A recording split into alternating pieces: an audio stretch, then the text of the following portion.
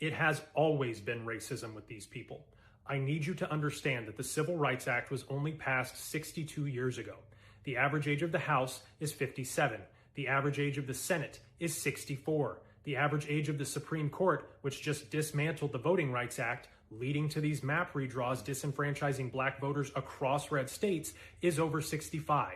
The president was damn near a grown man when the Civil Rights Act was passed. The same guy who took out an ad advocating for the death penalty for the Central Park Five. Half these people in power are older than the civil rights legislation in the US. And do you think everybody just changed their minds and got along after it was passed? No. Businesses in the South shut their doors rather than serve black Americans. Public spaces like city and county pools closed down rather than integrate. Public schools shut down rather than integrate. You had shootings on public beaches in places like Texas, mob beatings in places like Georgia, police beatings across the country. We've had lawsuits about desegregation all the way up into the early 2000s in places like Texas. In the wake of Katrina, you had white people just taking pot shots and shooting at and killing black Americans in the street just for being outside and calling them looters. You've got people being found hanging from trees in modern times. We've got the media calling one group of people rioters and another group of people doing the same thing, but maybe even more violent, peaceful protesters, or just going on a guided tour. It has always been about discrimination, subjugation, and opportunity for a specific group. And to the women who voted for this, do not be shocked when the voices calling for an end to the 19th Amendment, which are on your side, start to get louder. Do not be shocked if a court case comes down the pipe and this time it's aimed at you. Because again, it's liberty, representation, and opportunity for one group. Just look at their slogan. First of all, America has never been great for everyone. But make America great again. The time frame they're talking about, it was only great for one group that looked like this. And we should be great. We should be the greatest country in the world for everyone here. But unless we get these people out of power and undo the damage they have done. White man from the South says they saw black people as pets. As far as the colored people were concerned, I feel that they were a good bit happier than they are now. They had less in the way of material things. But I can remember back in the 20s when I was a small boy, they were always singing at their work. They had a great sense of humor. And now today, they just don't seem to care much about that as they used to. And I think they've lost their sense of somewhat, which I deplore. Mr. Hasty, what did you think we were before you began to think of us as human beings? Well, in a way, we thought of you almost as a very superior pet. Something, or rather someone, we had to take care of, because we had to do so much of their thinking for them. We had to do almost everything for them, except living their own lives. Anything. So the history of the United States is one of white supremacy. Started with slavery, continued on through even after the Civil War, where white people could kill black people with impunity. Thousands of black people lynched, often while law enforcement looked on or even participated.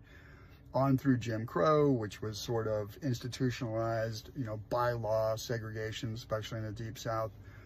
But all of that racism has also created a wealth gap between white people and black people. And in spite of a very short time period where, America... It's so bad, or it's so sad that you did what you did long time ago and thinking that you can get away with that. But funny enough, you still have some of you who are still alive that enslaved black people, and they're giving stories. The things that your history books try to deny, the things that your history books were never ready to, share or to talk about. In this video, you're going to see aspects where all the white people are confessing the things that they did to black people. Well, you might think that this is a joke, but they are describing what white history entails. And many times we've been telling you, as people who are really interested in history, people who are really interested in black history, and really did the research and did get to see what really happened, and really was curious in knowing the level of inhuman some other people can be, I mean white people can be, in what they did to black folks.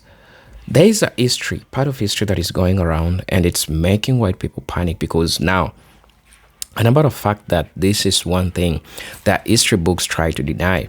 They try to debunk this, and some people even argue that, slavery is something that ended long time ago. Why do you always try to bring it back? That is a form of deflection, because people don't want always to be told the truth. Because when you tell them the truth, there is a part in them that you try to interfere with. And that's the basis. The basis is the lies that they already given us. And we add a different perspective about the true history about black people. They try to hide that. Now, they are afraid, as their history is going viral right now. And people are really getting to see. And even white folks are getting to ask themselves, damn, we are really bad. This is what we did to to black people. This is what we did. We must be really bad people. Our ancestors must be really bad people. Some of them are not proud of what their ancestors did. And some of them are coming out and apologizing to black people for what their ancestors did. The same thing that your ancestors did is the same thing that your history books try to hide. You never wanted to tell the negative sides of the things that you did. All you ever wanted is to show part of history that's showing their supremacy, that's showing how you won the World War, showing how your culture was great, showing how you are the authors of civilization. Yet we all know the truth, that you are the authors of confusion. You are the authors of chaos. All these things that are going wrong right now is as a result of the confusion, is as a result of the chaos that some of you all have caused. So getting to see or understand this, you just see how things unravel, or you just see how things go. So brothers and sisters, I really want us to watch this video, and then I'll be back. I'll be giving my 2 cents in regards to this. And if you're watching me for the first time, I'm your host and presenter, Agent Stories. I just want to say thank you for those who are always tuning in, watching my videos. But I'm really, really grateful for the support that you are all giving me. But until then, I want to switch this video, and then I'll be back with my thoughts and comments in regards to this. So let's watch the video. I'll be back. I actually tried to remedy the negative impacts of our racist past. Black people remain sort of behind white people in terms of wealth, family wealth especially. Anyway, a recent study by some Harvard researchers shows that in some cases, poor black people have advanced faster economically than poor white people. The really interesting thing about that study to me is that in those cases where black people were advancing, in those communities, white people advanced faster as well. In other words, poor white people didn't fall as far behind when black people advanced. And that just is a very simple truism of economies. When the economy is improving and the economy is good, it benefits all people. And it's really important to remember that. It's really important to not fall into this trap of white resentment. And it's really important to realize the history of this country. What do you think of black people? I don't like them. Why? I really don't. Because I just think that they're always looking out to make trouble. Come on, let's go right up there.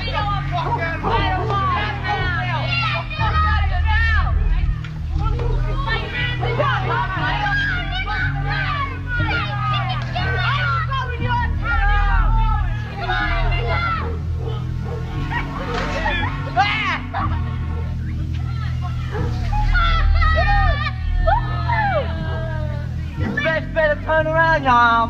Let's go back.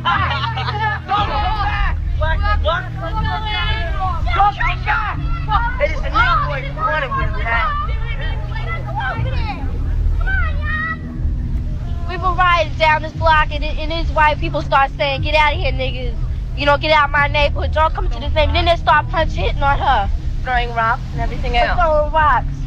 Because we were in their neighborhood. We went on a bike hike to McDonald's. We didn't mean to bother anybody. We had a nice saw a parade, we saw a gathering, so we went down there to see what was happening. I never even know people around here were like that. I've never experienced anything like this in my life. And I was sure what she had. It hit me with that rock. I would pick up the rock right next to me and hit him right dead in his face. They always say niggas are doing everything. They always say we're doing everything, right? We didn't, every time the white people come down the block, we don't push them out their neighborhood and throw rocks and start hitting them. We don't bother the white people around our neighborhood, but when we get in a white neighborhood, they just push us out.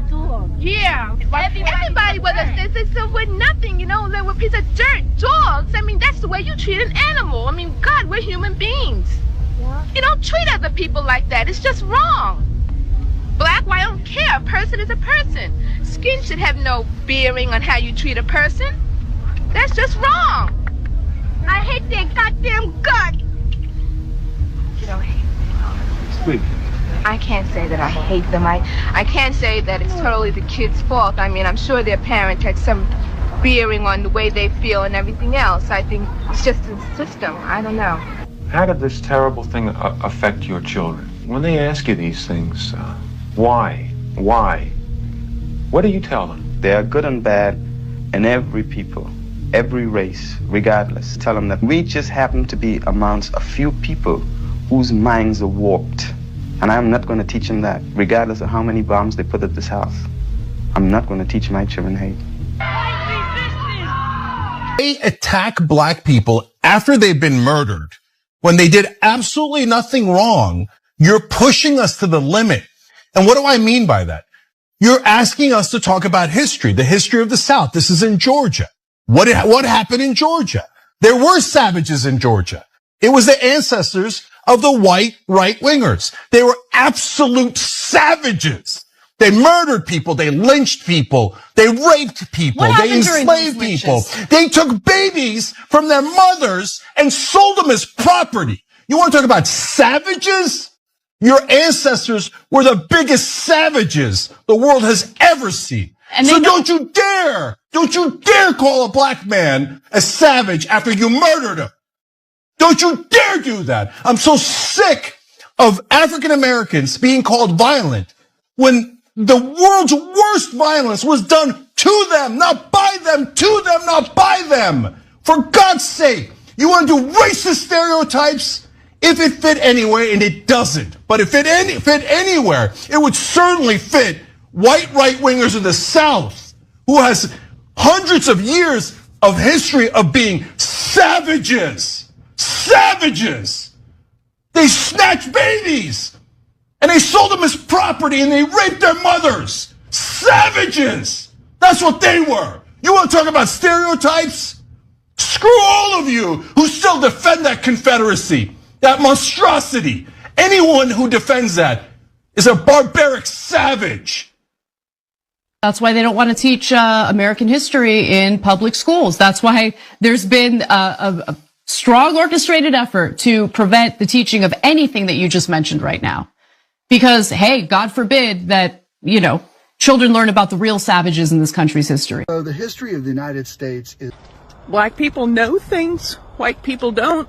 Before I go on, you can check my video notes for the references I used to create this video. Generations of white Americans were raised with a story that made us feel like heroes. We learned about abolitionists, not about the banks that provided insurance on enslaved people. We learned about the civil rights movement, but not about the white mobs who terrorized black families for trying to move into a better neighborhood. Systemic racism didn't just hurt black people, although they were the ones that took most of it, but it also misinformed white people, and that pisses me off. It trained us to see unfairness and injustice as progress. That's why when black folks talk about redlining, medical racism, or why certain laws hit their communities so much harder, many white people are just confused or worse, and probably more commonly, they're defensive. It's not just ignorance. It's conditioning. The system made sure we didn't see the whole picture, because once we did, we might start asking too many questions. White people need to hear the truth from people who live it. But that takes a toll on black people. They've had to survive what we've only begun to learn about. And it's not fair to put that burden on them. That's why I study, listen, and talk to other white folks. It's not about guilt, and it's not about blame. It's about repair. Black people already know this history. White people need to know it too, because it's our history. It's our history too. Silence keeps the system working in the way that is unjust. Don't be afraid. You should be mad about what was kept from you on purpose. Now you have the opportunity to learn about it and start organizing your life differently. I am not an expert, but I love learning. You can put my username into your search engine. Scroll down if you want to help me out. You guys are the greatest. Get curious.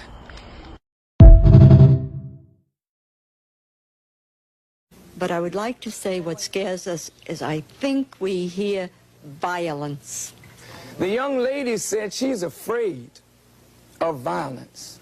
And isn't it sad that we who have been the victims of so much violence, now whites fear violence from us? We do not have a history of killing white people.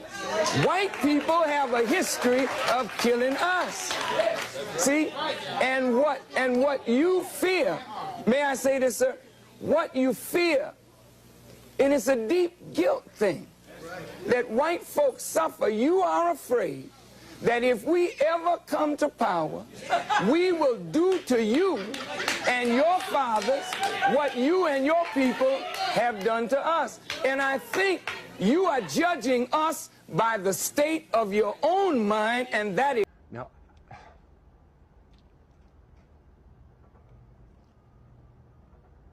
I have trouble telling. I have trouble telling this story.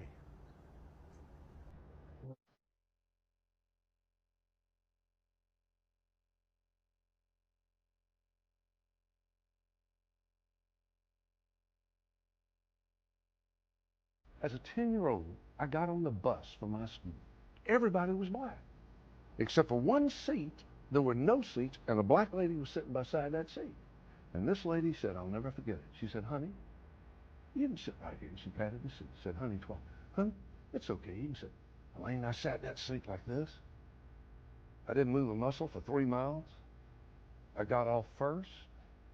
I went home. I didn't tell my parents I'd sat by a black woman.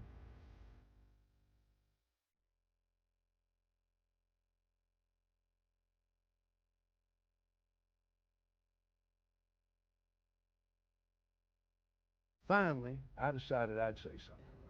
I said, John, let me ask you something. How come black troops in World War II fought so miserably? They surrendered, they didn't fight very hard.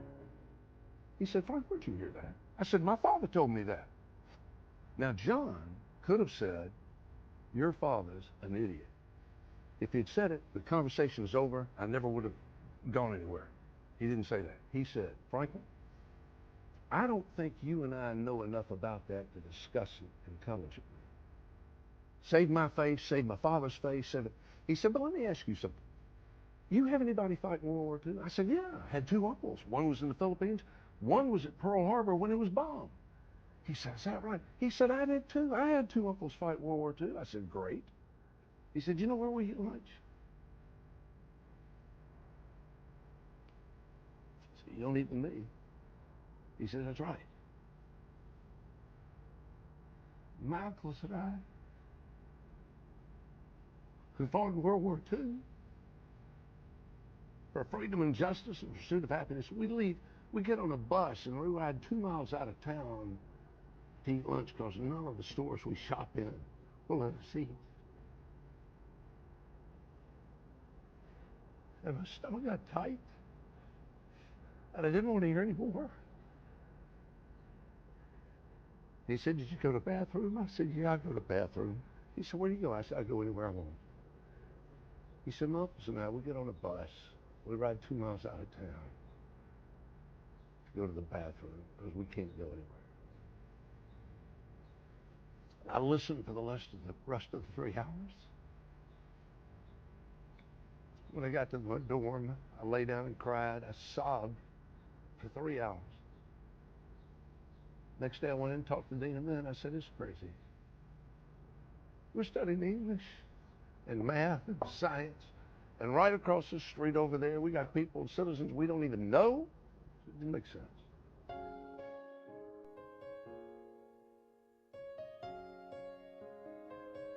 But I'm going to tell you, as this white person sitting here, I am absolutely certain I benefit. I've never felt unsafe in black spaces. This is how we know reverse racism is a lie. I went to college on Long Island, and I lived in Hempstead, New York. Very black town. I used to go to Caribbean night at my local bar. Never had a problem. Never felt unsafe. I was just at a barbecue joint in Harlem the other week with a group of white girlfriends, lily white girls. We felt completely welcome, delightful. Had a great meal, super fun time.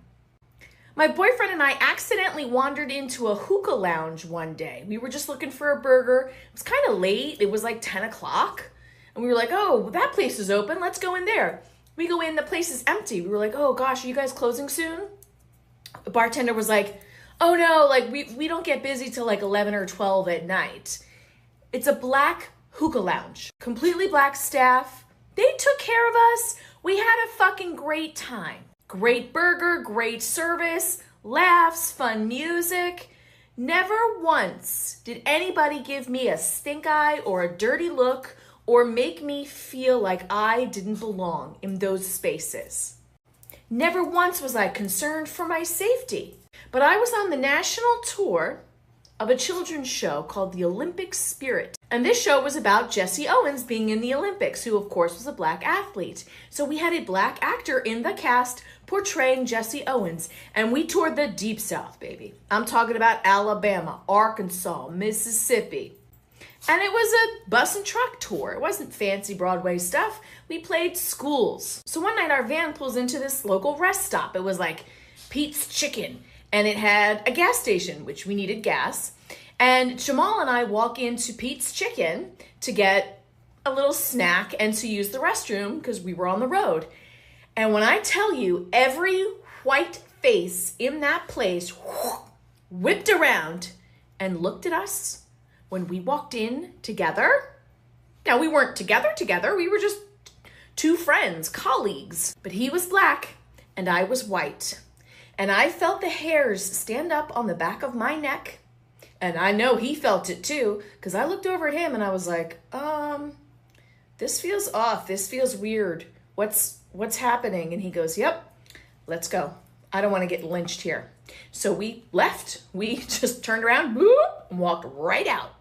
Got in our van and drove off because we felt unsafe in a white space. The only time in my life I have felt unsafe was in a white space because they identified me in proximity to a black man and they did not like it, and I felt it in my bones.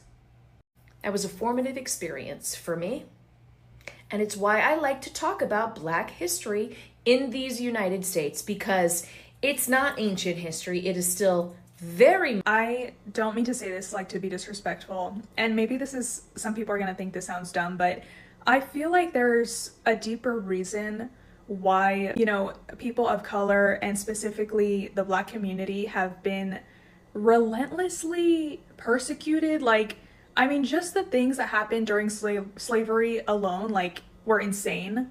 But I don't know, the more I learn about black history and the ways that, you know, people who literally worked in the government, like the CIA, all these different people in power were trying to ruin the Black community. And it makes me think, dude, I feel like, is there something more going on here than just racism? Because it's like, come on, you're telling me you're doing all of this stuff just because you don't like someone's skin color?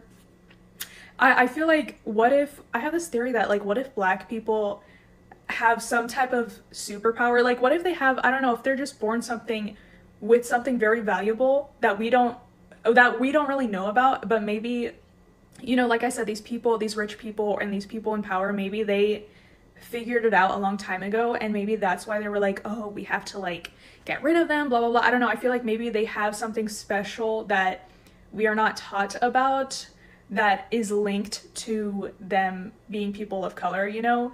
And I've seen some Black creators come on here and try to explain how special it is to have melanin in your skin and how it has all these different properties, but I don't know, I just feel like I have this theory that this goes so much deeper than maybe a lot of us realize, because I'm sorry, but I don't think you're gonna go out of your way for all these hundreds and hundreds of years to try to ruin one group of people over something as silly as, oh, their skin is a different color. Like, I feel like there's something that we don't know.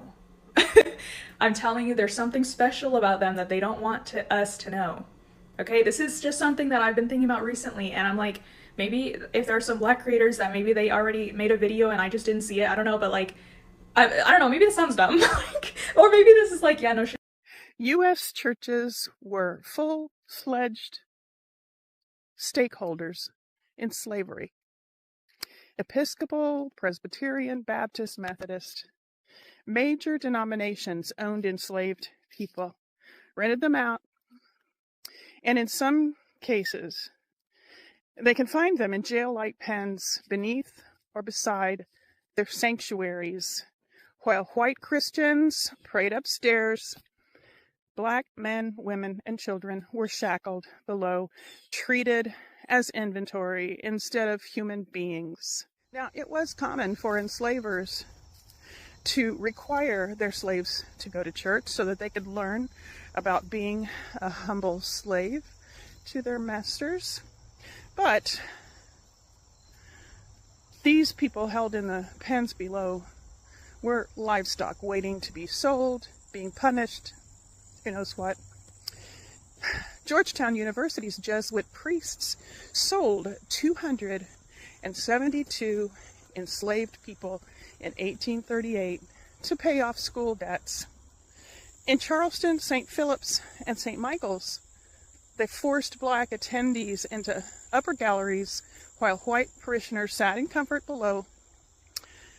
Methodist ministers in the South regularly enslaved people as personal property. And of course, many ministers in the South enslaved people as personal property. Southern Baptists split from Northern Baptists in 1845 for one reason: to defend their right to keep enslaved people. Churches built slave galleries to force enslaved people to attend services, but not sit with white people. And the sermons told them to obey their masters. But the people locked in the church pens, they weren't taken upstairs to worship. They were confined like livestock. They were waiting to be sold, rented, or punished. The church baptized enslaved people. They preached a lot about obedience, and they promised them life after death in heaven, while profiting from their stolen lives on earth. This is white history, and white Christians especially need to own it. My username works as my address in case I disappear. Get curious. Originated from Africa, right? I thought so. So I've been posting a lot of videos about the experiences of Black Americans in U.S. history. And I've been getting a lot, like, the reason I'm making this video is because I've been getting a lot of comments that are saying, no, actually, Black people are indigenous to the United States. That they were here in this land before Europeans came. What? So I naturally did what one does. I asked Chat, and Chat says, if you don't have these yet, you're going to need them. Chat says, analyzing the statement, black people here are indigenous. What's accurate? Some black Floridians have indigenous ancestry, particularly through black Seminole or Maroon connections. They may identify as Afro-Indigenous, and some of their communities are reclaiming that identity. Maybe that's where some of the comments are coming from. What's inaccurate? Claiming that black Americans here are indigenous as a general statement ignores the central origin of black Americans descended primarily from Africans brought via the transatlantic slave trade. Okay. And it added a section here because Chat knows me so well by now. How to navigate the conversation respectfully. Chat, you know what I need. It says, acknowledge the real and deep Afro-Indigenous heritage in Florida, especially among black Seminole descendants. Clarify that while this heritage is meaningful, most black Floridians trace lineage to Africa in the slave trade. And then it says, of course, consult peer-reviewed articles, local archives, and books that provide nuanced histories. So there you go. If you're someone that knows about this, like in a credible way from primary sources or other really good information, I'd love to know. Just absorbing the horrifying history of slavery and its legacy to this day as a white man, this is an interesting part of this history that I didn't know, and I'm just really interested in. So feel free to share any thoughts that you have. Hello brothers and sisters, welcome back to the channel. I'm hoping that you are doing super great from wherever you're watching this video from. You know, people never thought that this part of history will ever come out, or people never thought that there was a time that everything that happened in the darkness will one day come to the light, or people will get to see the truth, or people will get to know the truth. Because what you're just observing or what you're just seeing is that part of history that these folks always try to hide. It's that part of history that they always tried to make you not to see. There's so many harm that has been done. There's so many harm that has been done to black people. But it reaches a point, or it reaches a time when people decide to just support the truth. Because at the end of the day, that's what keeps people free. That's what keeps people free, because you gotta know the truth. And you gotta understand that if there is one thing that will keep you free, that's the truth. And that's one thing that white folks are always afraid of. Why do you think they portray themselves as the authors of civilization, that they're the ones who brought civilization? Yet we know the damn history, yet we know what they did. You ask yourself a couple of those questions, and I'm damn sure that you're going to find the answer to the things that they did, to how crazy they were. I really don't know.